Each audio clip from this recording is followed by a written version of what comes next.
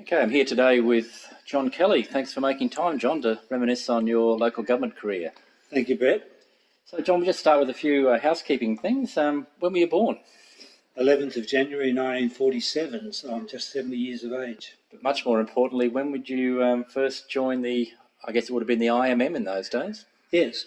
I commenced work on the 1st of March 1965, straight out of high school, and then I worked in Barry and Roberts, which was a grocery store, until I got a job in the local council. There were three councils around Warwick, Warwick City, Rosenthal, and Glengallen Shires. They're all amalgamated now, of course, and I worked for Rosenthal Shire, and I became a member. To be honest, I'm not sure, but it would have been a couple of years after I commenced work. So when did you start work at Rosenthal? 1st of March 1965. Wow. Yes. Okay, and what was your first job there? What did you do? My first recollection is assisting with the payroll. And it was a handwritten Kalamazoo system where you'd enter in the person's name, their date of birth, their hours, and I can't get out of my mind how old everybody was, because I was the youngest on the payroll because I was only 18 years of age, and I'd see these guys that were born way back when, and because you put the date of birth in every time you did their payroll. Okay. Do you remember who I guess it was called town clerk back then? Who was the town clerk there? Yeah, Charles Boyson Burton was his name. He's still alive. He's 90 years of age, and he was the Shire clerk. Yep. And he had a big influence on my career.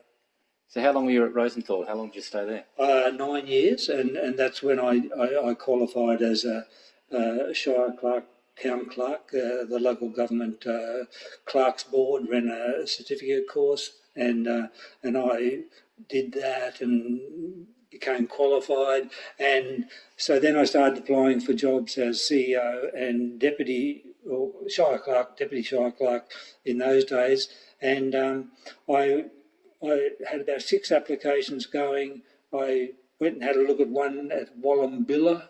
I can't remember the name of the council, but it was out near Roma. And I didn't like the look of that because the place was in turmoil. And I ended up going to Paru Shire at Cunnamulla as the deputy CEO. Neil Swartz was the Shire clerk in those days.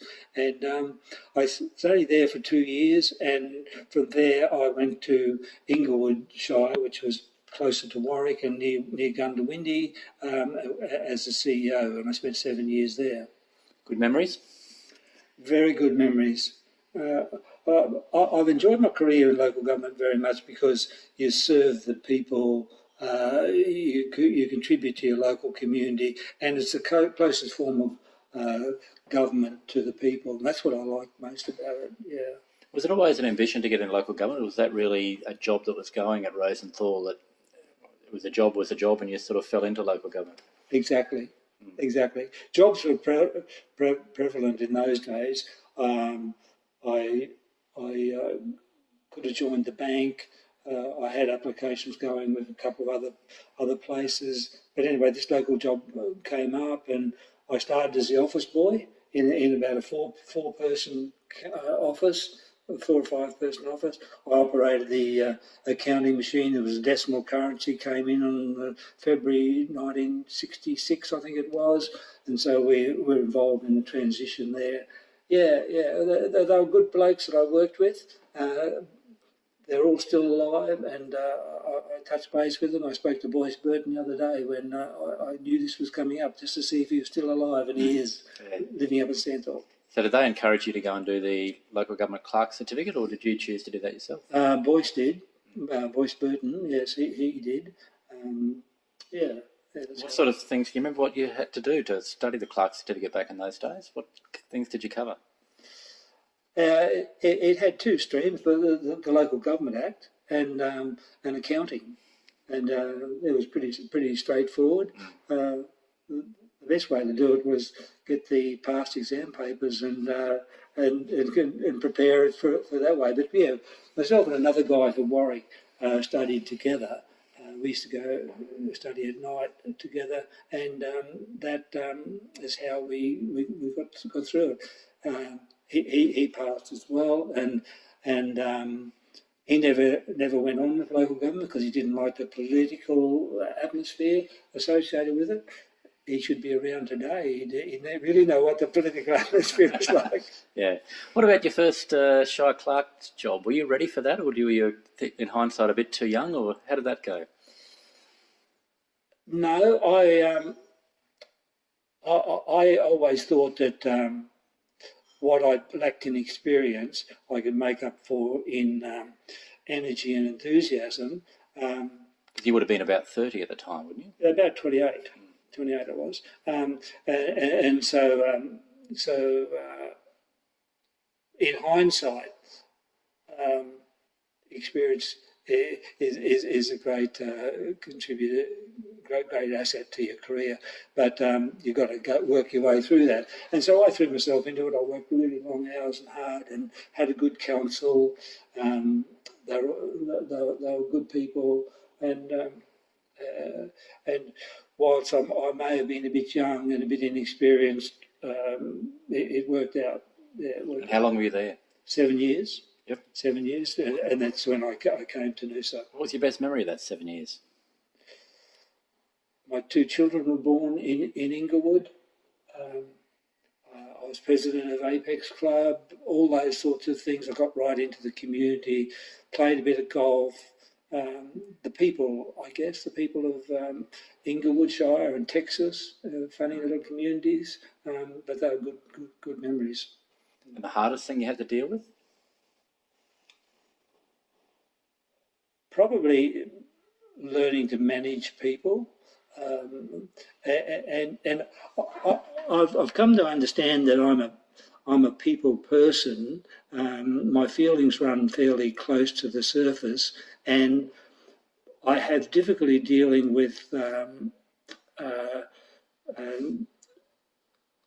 aggro or that sort of situation, and I don't let go of insults very easily. So I guess over the years I've had to learn to deal with that, to let go of those sorts of things that normally would rub me up badly. So back in those days, you would have been in the IMM as your first Shire Clerk. Yes. Who gave you great support around that time? I guess you would have needed some good mentors to talk to when you had problems. Yes. In those days, there was a Toowoomba discussion group, which was like a branch. It was an unofficial branch of the IMM, and they'd have a meeting. Basically, it's only a half-day meeting once a quarter, usually in Toowoomba. We went to Roma one other time, and the guys that were at that, they were always a good resource. Boyce again at Warwick, Kevy Peters, who was the Warwick City Town Clerk, Neil Hunter, who was at Glengallon, Lex Elwood at Alra, Bill Robinson in Toowoomba, all those guys, Dawson Phipps at Gatton, Eileen McCarthy at Esk, and my neighbours at Gundawindi. There was Ian Anderson at Wagamba Shire. All those blokes were really good. Yep. And what made you leave there to come to Noosa? I had always wanted to get to a lifestyle area, and I was still on the career trail. I wanted to be a CEO of a big local government, and had a number of applications going, but Noosa came up. I got the role.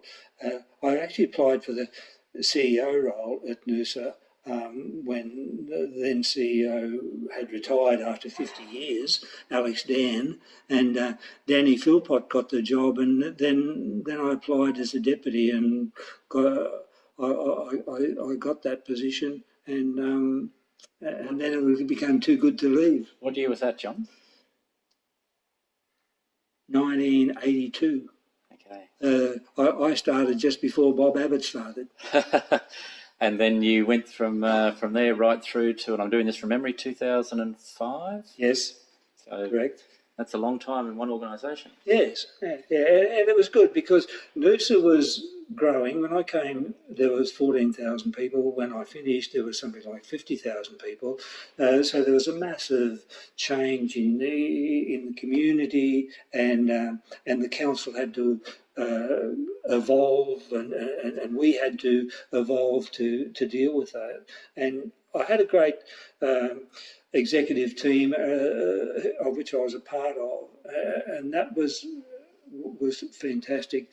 The culture was significantly good in that council and still is, all the way through, both at the elected representative, within the community, and of course the staff. And including the senior managers, and so that's why I stayed here. As apart from the lifestyle of Noosa. Yeah. So, what were your earliest memories of working at Noosa Council? What sort of challenges did you have, and what were you having to deal with?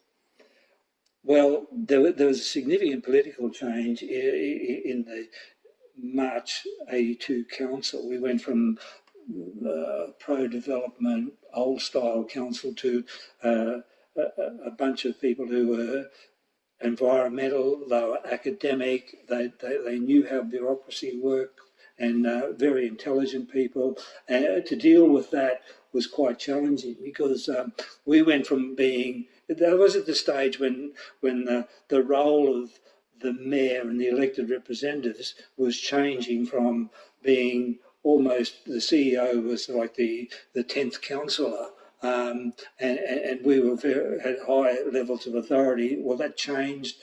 The balance of power changed to the elected representative, and to deal with that, and that was a challenge, and to be challenged on your reports, report writing, because they were professional, they'd been in the academic world, they knew it pretty well, and they could punch holes through our reports very easy. So we had to know that what we put up we could substantiate, and that was a good learning curve. And how did your role change at that council over that, nearly 30 years? Well, with the growth in the council, different levels of positions came in. Like, we didn't have a designated HR section, and so I was, being the deputy, I was like a corporate services manager, but I had a lot of community services roles as well. And in the corporate area, I was the HR manager. So that was a difficult role, particularly with the change of numbers of people and expectations, and that progressed through until at some stage there was a reorganisation. We went on to contracts, 5-year contracts, and I ultimately took responsibility, or was given responsibility for community services as opposed to the broader community and corporate services role. Yeah. Okay. And would have been interesting working with a couple of political giants at the time who have become somewhat legends in local government in Queensland, Noel Playford and Bob Abbott. They were very different characters to work for, I'd imagine. Absolutely. Noel Playford was a strong leader, a demanding leader, a financial expert, and he saw that the senior staff were servants of the council, and rightly so. But he put that message across fairly forcefully, so you knew who was in charge. Bob Abbott was a different person. He was more community services orientated. He had a social conscience. Noel had a financial conscience. I hope he doesn't read this. And Bob taught me about the role of community, or gave me a better appreciation of the role of community. So who was around in those days that you still liaised with from the IMM perspective, as it was still called? You know, the neighbouring councils, other CEOs that were in the region. Who did you have a lot to do with? Well, the guys up at Gympie, gosh, I can't remember their names now. Craig Manson and yeah. We used to have they were good people to deal with, and there was John Smith down at Caloundra, and the CEO of there was interesting story. There was Jeff Adamson, who I beat for the position at Noosa, became the CEO at Maroochy Shire, and we were good friends. He was completely different to me, but he and his wife were killed in Canada. They were on a holiday and they were travelling through the forests up there, and they were taken out by a timber jinker, a timber truck, and both were killed. So that sticks closely in my mind. But the guys at Maroochy and Caloundra, they were all good people. Yeah. What about your role models that you would have looked up to, both, I guess, in your early days back in Inglewood, and you talk about some of the guys from the Toowoomba group, Yeah. but even more recently as you matured into the role at Noosa, who are the people that you looked up to in the IMM world? Well, Bruce Davidson, of course, he was my boss for quite a few years, from '88 through to 2005. Bruce is a wonderful guy to work for. He gave you freedom to operate, empowered you, always wise counsel. Yeah, I guess I'd have to think about who else, but we had good colleagues around us at Noosa, which were always helpful. What about the role you undertook? Perhaps talk about the Noosa role, and it's evolved over a number of years, but what was the most difficult part of your role working in local government at that time? Probably dealing with the change in management and the empowering and recognising the rights and importance of your staff. Once the CEO was the boss, and the senior managers and everybody did what you were told. As times changed, the political correctness came in. There was no smoking. You had to be careful how you spoke and dealt with female staff, particularly in the workplace, and rightly so. Those sort of behaviours still go on in some of the really remote councils, but in the more modern councils, you have to be very careful how you speak and around women and that context. The difficulties, I guess,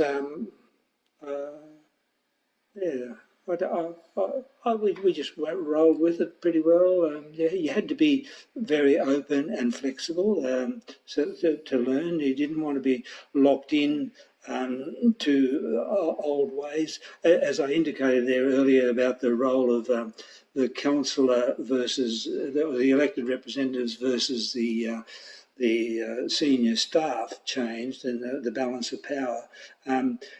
Dealing with councillors who, as the monetary reward and remuneration for councillors increased, it became more of a job.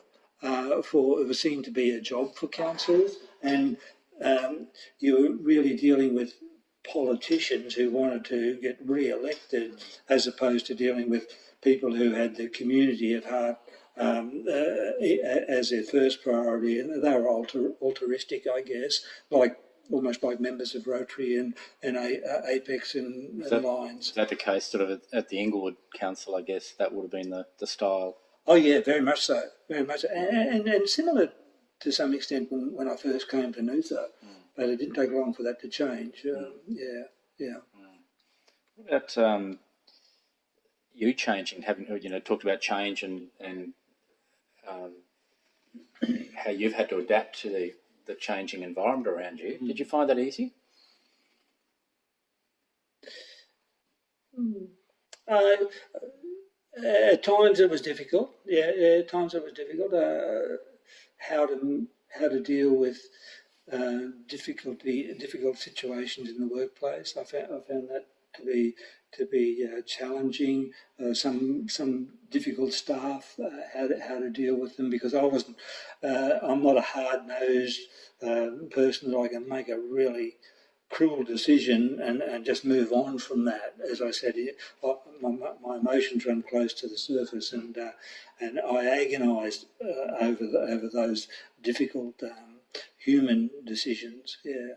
What about the communities? How have they changed in their interaction with local government? So if you go back to the Rosenthal and Inglewood days and compare that to how communities are now interacting with local government, what's your observations of the change? It's for the good. There's no doubt about that. But certainly, there's much more political, in inverted commas, activism within the community, and you need to be aware of that and consult with the community. Once upon a time, there was no consultation. If there was any consultation, it'd be what the councillors heard down at the pub. Whereas now we take the budget out to the community before and after, and our strategic and town plans and all those sorts of things. The community engagement, that's a big thing I find today, and whilst that can be challenging, it's very rewarding to do that. I've got a lot of, and I still do get a lot of satisfaction of fronting up to a bunch of ratepayers who may be a little bit hostile, but they appreciate that you're prepared to front and with your mayor and divisional councillors. Yeah. Of course, John, your retirement in 2005 wasn't the end of your local government journey, was it? You've got back in the saddle a couple of times since then as an acting Absolutely. CEO. So how did that come about? Well, my contract was ending at the Noosa Council, and I'd reached my use-by date. It was time for a change. So I did. I was offered a term contract, but I declined it. Over the negotiation arrangements, so I thought, no, I don't want to continue, and so I built a house, which we're settling in today, and I worked on the job site for a year. Then I thought, well, it's time to get back into it, because I was still in my late 50s, and Cyclone Larry had been through Innisfail, and the job, they, in their wisdom or lack thereof, sacked the CEO a week or two after the cyclone. I don't think it was his fault that the cyclone came, but for some reason or other they sacked him. So I went up to Johnsonshire and did 4 months up there with Peter Cosgrove, in inverted commas, and helped with stabilising the council and finding a new CEO and dealing with some of the recovery. And from then on, I've done various projects and a number of CEO roles, and I find that very rewarding. And if I recall correctly, and I may be wrong with this, but the timing when you were at Johnsonshire, you were also there when the council was sacked. Was that just after? That was just after. Yeah. I finished in December 2006, I think it was, and they were sacked in January, February. Yes. Yep. And so other councils, you've gone and done acting CEO jobs to help them out. Yes. So which ones have you been to? I did some work with the Sunshine Coast Council after it was amalgamated. I did some management projects with them, particularly with respect to the Kiwana Sports Complex, and which was in a state of turmoil. It was a corporate entity that had hadn't gone bankrupt, but technically they would have if they hadn't had the council backing. And I worked there and helped build a stadium. in inverted commas, it's hardly a stadium, but we worked our way through that. And I worked at McKinley Shire on 2 occasions as the acting CEO, helped recruit a CEO on both occasions. I've recently worked for Doomadgee Aboriginal Shire Council, helped recruit a CEO there, and that was a significant experience. It was interesting, it was challenging, it was rewarding, it was nerve-wracking, all of those superlatives that you could put in on it. And I wouldn't mind doing another one, and that was as recently as December. I finished there at the end of December last year, 2016, and this year we're doing a bit of travel and spending more time with my partner Elizabeth, and I wouldn't mind having another crack at another Indigenous council, just so I can get a better feel for the issues involving the Indigenous community. Why did you enjoy the Indigenous work? Why did you enjoy the Indigenous Council? Because I saw your eyes light up when you talk about it.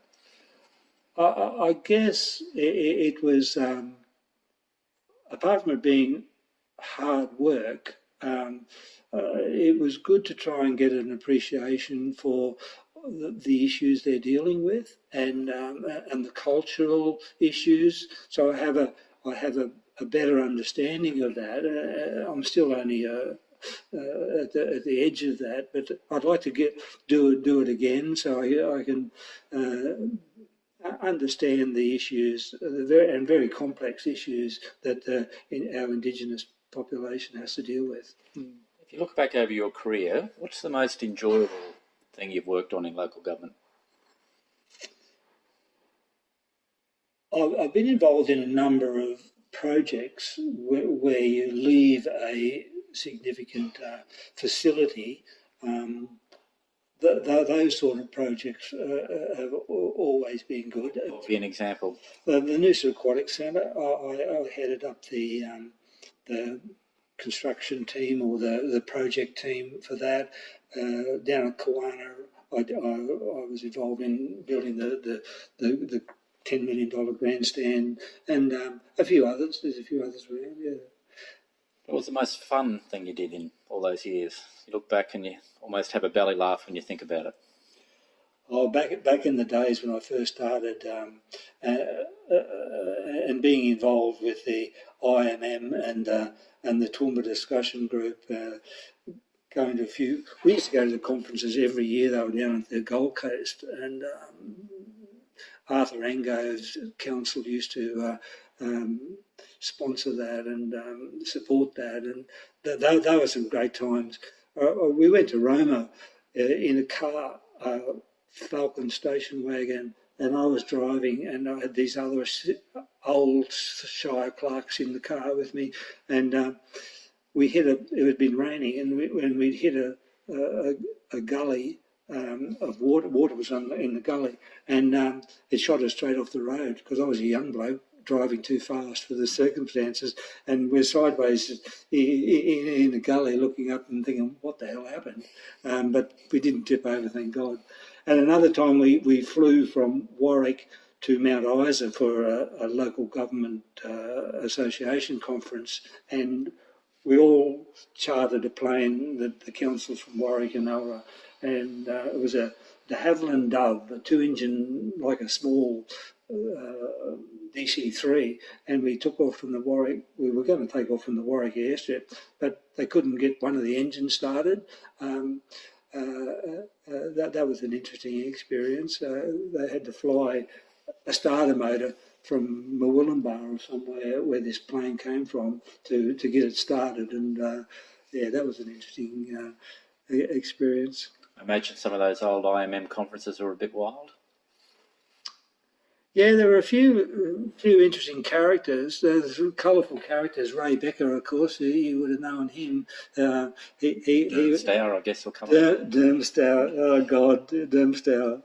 Yeah, there's a few of them. The other old colourful characters, what are your memories of them? There's a guy up at Eacham, and his name evades me at the moment. But Charlie Wheelo from Richmond, he was a colourful character, always party animals. They were wonderful people, wonderful people. Mm. You're lucky to have some good role models there, John. Absolutely, absolutely, and to some extent, I feel that we don't have that as much today. Partly because of the changing dynamic, and then the contract regime that has come in, and then the rapid change in mayors and the way they see solving a problem is to boot the CEO. So there's not that you don't have the long-term stability there that we used to have. And it's that's similar that goes on in the corporate world, of course. CEO roles are generally 5 years, and they get a massive handshake and golden handshake and leave. You don't get that in local government, but Yeah, that's interesting. So, looking back on your career, name the one big highlight. Wow, I'd have to think about that. I guess securing my first position as a Shire clerk, in those days CEO, that was a real feather in my cap, and full of bravado and full of enthusiasm, and when you don't know what you don't know, it didn't matter. You just walked in and Segues very nicely into one of my last questions, actually. If you could talk to a John Kelly who was just about to start his CEO career at Inglewood, his first CEO job, what would you tell him? Be honest to a fault. Never tell the councillors how it is. Don't try and tell them what you think they want to hear. Absolute. Your integrity is paramount. It takes a whole career to develop and establish your integrity, and you can lose it in an instant with wrong, with a wrong, ill-considered answer, where you could be dishonest, maybe not intentionally, but you be absolutely honest and establish good integrity and support that, and remember that you work for the elected council as a whole. Provide honest and fearless advice at all times, but be always aware the elected council make the final decision, not you, but it's up to you whether you agree with it or not. Providing it's a legal decision, it's up to you to implement that, and you've got to have that clear. The balance of power, I guess, or the separation of powers. You need to have that clear in your mind, and then finally to work on the culture of your organisation, and you contribute to that development of that culture, because with a good culture, your council will succeed, and so will you. And there's a lot to develop that culture. And it's a whole another subject, as you well know, Brett. And Noosa's always had a good culture, and that's why I've been very fortunate. I've been fortunate in having good people. Like Boyce was good to me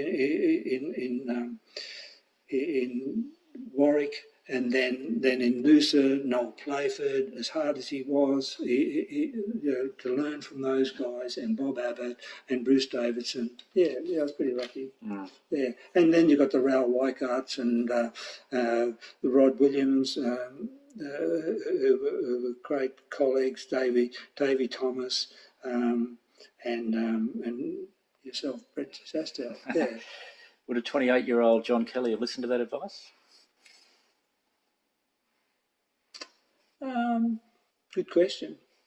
Good question. I'd have to think about that. But it would have been handy to have that advice in those days. Yeah. It's really the things you wish you'd known, but Yes. you've obviously worked that out as you went along, John. Yes, that's right. Well, John, I think that's covered everything we needed to do today. Is there anything else you'd like to add in terms of recognising some of your mentors or the people from the old days in the IMM? I'd be intrigued to know if those sort of people are still around. I dare say a lot of them have passed on. But yeah, I wouldn't mind. I have a bit of a hankering for nostalgia. I like to keep connected. I like to keep communicating with my former colleagues and so forth. And I'd be interested to know if it would be great to get in the same room with the Herb Olivers and those sorts of guys if they were still around. Yeah. Well, thanks very much for your time today, John, being part of the LGMA Oral History Project. We really appreciate it. No problem. You're welcome.